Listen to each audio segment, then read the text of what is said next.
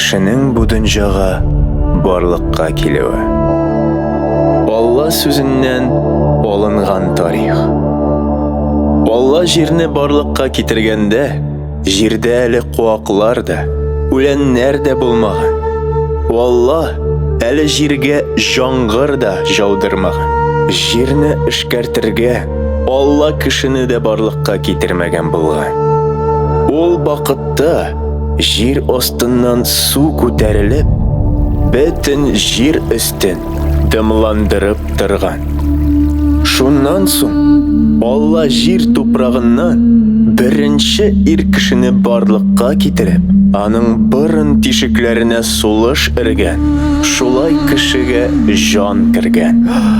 Алла бакчаны эшкәртеп саклап торсын дип, кешене оҗмак бакчасына урнаштырган.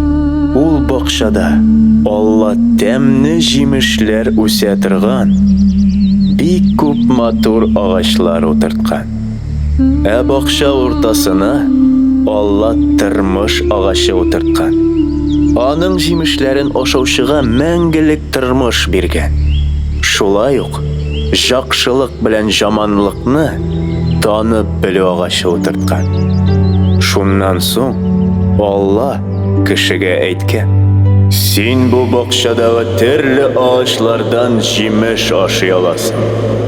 Ә жакшылык белән жаманлыкны танып белү агачыннан ашарга жарам. Син ул җимешләрне ашасаң, үләсең." Шуннан соң Алла үзе дөньяга китергән хайваннарга, кошларга исем бирергә, аларны кеше җанына алып килгән. Кеше аларның барына да исем биргән. Барлык хайваннар, кошлар арасында кеше үзе кебек булышучыны таба алмаган. Алла моны күреп әйткән: "Кешегә жалгыз булу жакшы түгел. Шуңа күрә аңарга ышаган булышучыны булдырырга кирәк."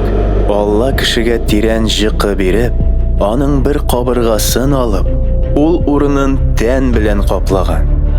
Ул кабыргадан катын-кызны барлыкка китереп, аны ир кеше җанына алып килгән.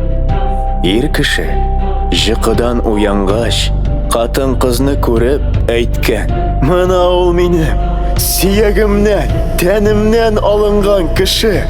Ир кешенең дә, катын-кызның да өсләрендә киемнәре булмаган.